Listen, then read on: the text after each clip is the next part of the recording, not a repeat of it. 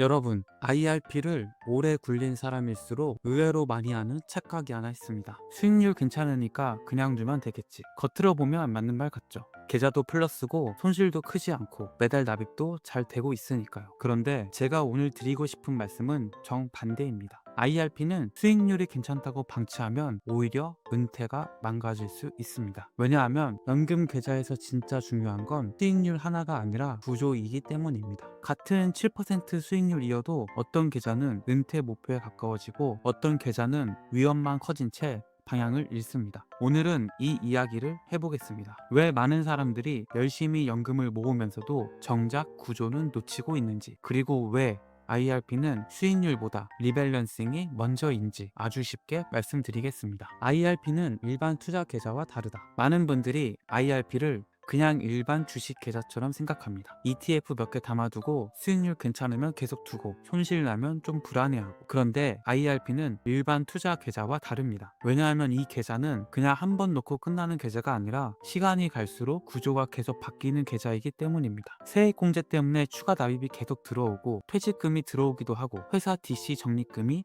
옮겨오기도 합니다. 즉, 내 의지와 상관없이 계좌 안의 비중이 계속 흔들립니다. 처음에는 주식형 60%, 채권형 40%로 시작했어도 몇 달 뒤엔 72대 28이 될 수 있고 반대로 안전자산이 지나치게 불어나 있을 수도 있습니다. 문제는 많은 사람들이 상품을 고를 때는 신중한데 시간이 지나며 계좌 전체 구조가 어떻게 바뀌는지는 거의 안 본다는 겁니다. 바로 여기서 노후 자금이 서서히 틀어지기 시작합니다. 수익률이 좋아도 위험한 계좌가 있다. 여기서 중요한 포인트가 하나 있습니다. 많은 분들이 수익률이 괜찮은데 뭐가 문제냐 이렇게 생각합니다. 그런데 연금 계좌에선 이게 굉장히 위험한 착각일 수 있습니다. 예를 들어 주식형 ETF가 많이 올라서 수익률이 좋아졌다고 해보겠습니다. 겉으로는 기분 좋죠. 그런데 실제 계좌를 보면 내가 원래 생각했던 60대 40 구조가 아니라 주식 비중이 70%, 75%까지 올라가 있을 수 있습니다. 그러면 무슨 일이 벌어질까요? 당장은 수익률이 좋지만 하락장이 오면 내가 감당해야 할 위험은 훨씬 커집니다. 즉, 수익률이 좋아서 안심했던 계좌가 사실은 훨씬 더 위험해진 계좌일 수 있다는 겁니다. 이게 연금에서 무서운 이유는 젊을 때 일반 계좌처럼 다시 벌어서 메우는 개념이 아니기 때문입니다. 연금은 결국 은퇴까지 버텨야 하는 돈입니다. 그래서 연금에서는 수익률보다 먼저 지금 내 계좌 구조가 원래 목표에서 얼마나 틀어졌는가 이걸 봐야 합니다. 겉으로는 분산인데 실제로는 중복인 경우가 많다. 더 무서운 건 많은 계좌가 분산된 것처럼 보이지만 실제로는 그렇지 않다는 점입니다. 예를 들어 TDF도 들고 있고 미국 주식 ETF도 들고 있고 배당 ETF도 들고 있다고 해봅시다. 겉으로 보면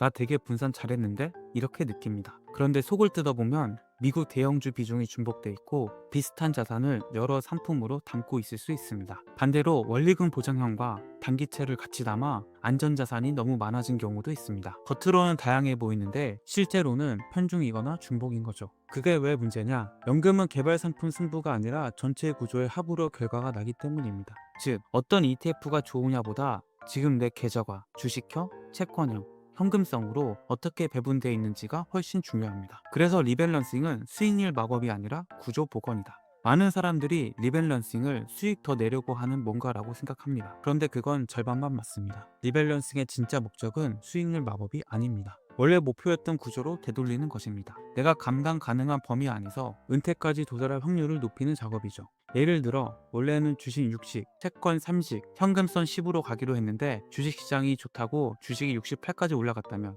이걸 다시 원래 구조로 맞춰주는 겁니다. 그러면 당장은 더 올라갈 수도 있는데 왜 줄이냐 이런 생각이 들 수 있습니다. 하지만 연금은 한 번의 대박보다 긴 시간 동안 무너지지 않는 구조가 더 중요합니다. 그래서 리밸런싱은 수익률을 극대화하는 기술이 아니라 위험을 다시 원위치시키는 관리 행위입니다. 그러면 당장은 더 올라갈 수도 있는데 왜 줄이냐 이런 생각이 들 수 있습니다. 하지만 연금은 한 번의 대박보다 긴 시간 동안 무너지지 않는 구조가 더 중요합니다. 그래서 리밸런싱은 수익률을 극대화하는 기술이 아니라 위험을 다시 원위치시키는 관리 행위입니다. 그래서 대부분은 6개월이 출발점이다. 그럼 얼마나 자주 점검해야 할까요? 여기서 많은 분들이 3개월이냐 6개월이냐 1년이냐를 고민합니다. 결론부터 말씀드리면 대부분의 직장인에게는 6개월이 출발점입니다. 왜냐하면 너무 자주 보면 거래와 판단 피로가 커지고 너무 오래 두면 자산 배분이 생각보다 크게 틀어지기 때문입니다. 단기 점검은 이 두 가지 사이에서 균형이 좋습니다. 특히 월 적립식으로 납입하고 ETF와 안전자산을 같이 들고 있는 구조라면 6개월 점검이 가장 현실적입니다. 다만 누구에게나 6개월이 무조건 정답은 아닙니다. 계좌가 복잡하고 상품이 많고 납입도 자주 바뀌고 주식 비중이 크다면 3개월 점검이 더 맞을 수 있습니다. 반대로 TDF 하나와 예금성 상품 하나처럼 매우 단순한 구조라면 12개월도 가능합니다. 즉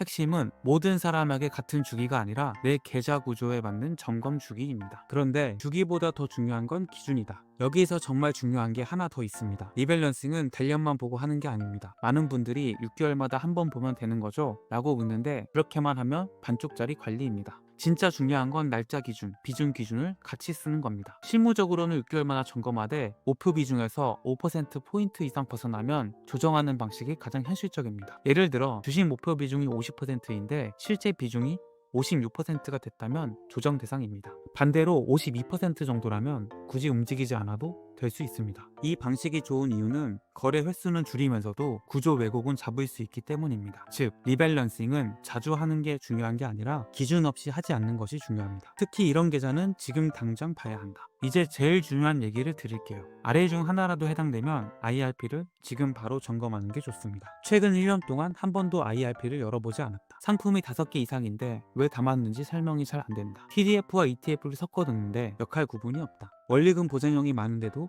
은퇴 목표 달성률이 낮다. 주식형 비중이 높은데 본인은 보수적 투자자라고 생각한다. 이런 계좌는 겉으로는 멀쩡해 보여도 속에서는 구조가 이미 틀어져 있을 가능성이 큽니다. 문제는 이런 계좌들이 대부분 수익률만 보고 방치된다는 겁니다. 하지만 연금은 개별 상품을 바꾸는 게임이 아니라 전체 비중을 다시 설계하는 게임입니다. 문제는 시장이 아니라 배분일 수 있다. 많은 사람이 연금을 열심히 모읍니다. 납입도 꾸준히 하고 수익률도 가끔 확인합니다. 그런데 정작 계좌 구조는 잘 보지 않습니다. 그래서 납입은 열심히 하는데 결과는 기대보다 약해질 수 있습니다. IRP 리밸런싱의 핵심은 수익률이 아닙니다. 구조입니다. 대부분의 직장인은 6개월 점검을 출발점으로 잡는 게 좋고 계좌가 복잡하거나 은퇴가 가까우면 3개월, 매우 단순하면 12개월도 가능합니다. 하지만 언제나 같이 봐야 할 건 목표 비중 대비 5%포인트 이상 이탈했는가입니다. 이 기준이 있어야 리밸런싱이 실제로 작동합니다. 꼭 기억하셔야 합니다. 연금은 오래 들고 가는 게임이지만 방향이 틀어진 구조를 오래 끌수록 비용은 더 커집니다. 그래서 지금 IRP를 한번 열어보세요. 문제는 생각보다 시장이 아니라 배분이었을 수 있습니다. 감사합니다.